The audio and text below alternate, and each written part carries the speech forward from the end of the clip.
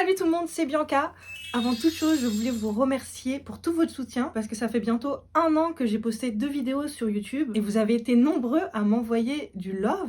Donc merci beaucoup, ça fait hyper plaisir. Et vous me poussez à un petit peu continuer sur YouTube. Donc j'espère que le début de ce court-métrage vous a plu parce qu'avant de vous montrer la suite, on va apprendre à réaliser une mosaïque street art.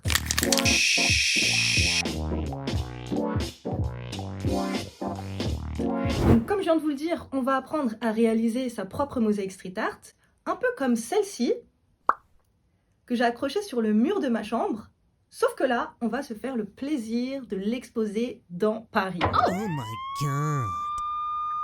Pour ça, on aura besoin de mosaïques carrées, de préférence tous de la même taille, de colle à mosaïque, d'une colle tout support pour coller sur un mur par exemple, d'une grille de mosaïque et de papier cuisson. Donc dans un premier temps, on va voir comment on recrée le motif sur l'ordinateur et surtout comment on le pixelise parce que selon moi, qui dit mosaïque street art, dit mosaïque pixelisée.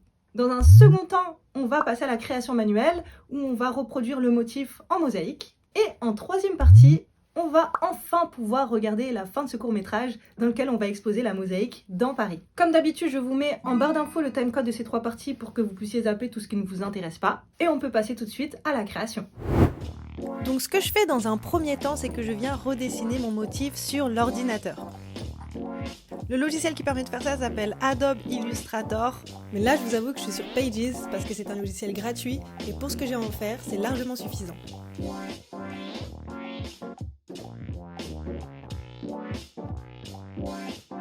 Comme vous le voyez, il me suffit simplement de créer des formes et de les rendre modifiables. Je pense que j'ai dû faire ça en moins de 10 minutes.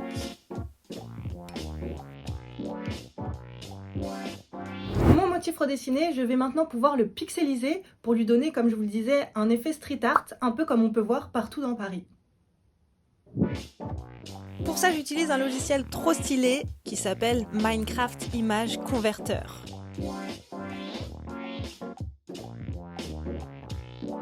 En gros, j'importe mon image, j'ajuste la taille de mon image. Donc plus la taille est grande, plus il y aura de pixels et plus la mosaïque sera grande. Parce que je sais pas si vous avez compris, mais 1 pixel est égal à 1 carré de mosaïque. Pour la dimension par contre, je vous avoue que je fais ça un peu au pif en faisant plusieurs tests. Donc pour ça, je clique sur Convert et là, le site vient de me transformer mon image. Donc pour la faire apparaître, il va falloir que je zoome sur la grille. Et là, par exemple, je trouve que il n'y a pas assez de pixels. Ça m'a trop déformé mon image. Donc je recommence l'opération jusqu'à ce que je sois satisfaite.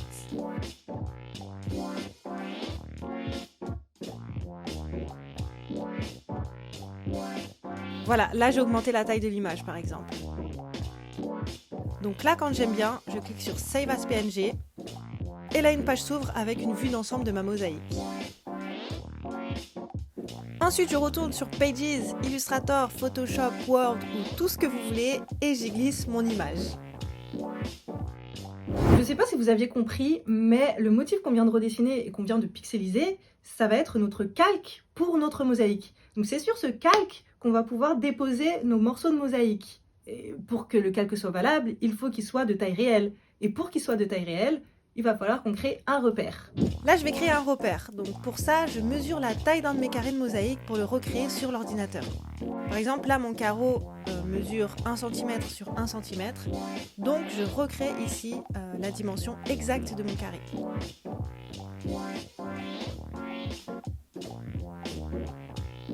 Et là, j'ajuste la taille de mon image par rapport à mon point de repère. Une fois que tout est bien dimensionné, je crois qu'on a fait le plus dur. Alors on va pouvoir imprimer l'image et on peut enfin passer à la création manuelle. Maintenant c'est tout simple, ce qu'on va faire c'est qu'on va venir recréer notre motif en mosaïque. Et pour ça, on vient prendre notre motif qu'on recouvre d'une feuille de cuisson, qu'on recouvre d'une grille de mosaïque. C'est maintenant qu'on va pouvoir savoir si on a véritablement bien fait nos dimensions. Donc normalement, le carré de mosaïque doit correspondre exactement au carré imprimé. Oh yeah!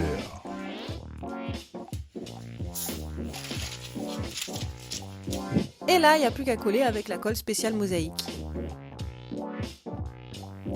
Donc je viens coller un par un les carreaux de mosaïque sur mon motif, sur chacun des pixels.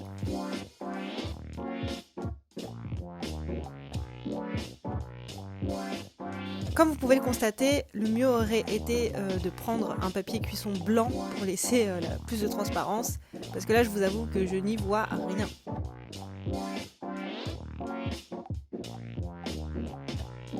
Pendant que je colle, je vais en profiter pour répondre à des questions que vous pouvez peut-être vous poser. Pourquoi la feuille de cuisson ? Simplement parce qu'en fait la colle elle adhère pas dessus, donc ça va protéger le plan de travail, ça va protéger l'impression du motif et à la fin on va pouvoir le décoller tranquillement.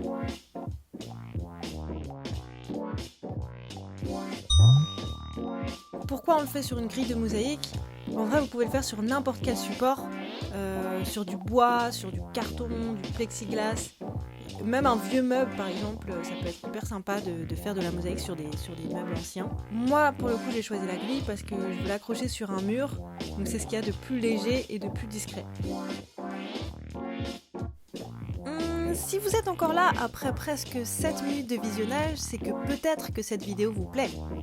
Et si cette vidéo vous plaît, n'hésitez vraiment pas à me le faire savoir en me laissant un pouce bleu en partant. Si vous aimez le travail manuel, vous pouvez aussi passer voir ma chaîne où je vous propose des tutos à la cool pour fabriquer toutes sortes de bric-à-broc originales. Allez, une fois qu'on a collé tous les carreaux, on peut laisser sécher. Moi personnellement, je laisse sécher au moins une nuit pour que la colle prenne bien. Et le lendemain, on vient venir décoller la feuille de cuisson et couper toute la grille visible.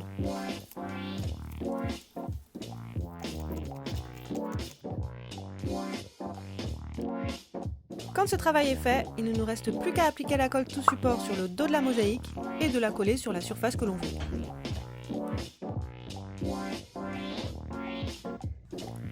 Comme vous le voyez, moi j'ai mis un petit clou entre mes carreaux parce que je vais la coller sur un mur et la gravité fait que si je ne fixe pas bien ma mosaïque le temps que la colle sèche, elle risque de tomber. Et ça y est, notre mosaïque est terminée et prête à être posée sur un mur parisien. Juste une dernière précision sur le fait que j'ai accroché la mosaïque dans Paris. Je crois que c'est interdit, donc ne faites pas ça. Pour la petite anecdote, le soir où on l'a posée, on a failli se faire arrêter par la BAC. Donc si vous ne voulez pas passer votre soirée au commissariat, ne faites pas ça. Avant de vous montrer la fin du court-métrage, je voulais remercier grandement ma sœur Lali, qui a été la vidéaste du court-métrage. Donc merci Lali pour ton œil, pour ton soutien et pour ton art. Je souhaite aussi remercier grandement mon très cher ami Paul de Rémusat qui a participé à la musique. C'est lui depuis le début qui crée les musiques de mes vidéos YouTube et notamment, je ne sais pas si vous avez remarqué, mais la musique de ce court-métrage est particulièrement intéressante. On a bossé longtemps ensemble, donc merci Paul pour ta patience et pour ta musicalité. Merci aussi à vous, comme je vous l'ai dit, franchement le soutien que vous m'apportez, ça me fait vraiment chaud au cœur. Donc vous pouvez continuer à m'envoyer du love, bien sûr. Allez, trêve de bavardage et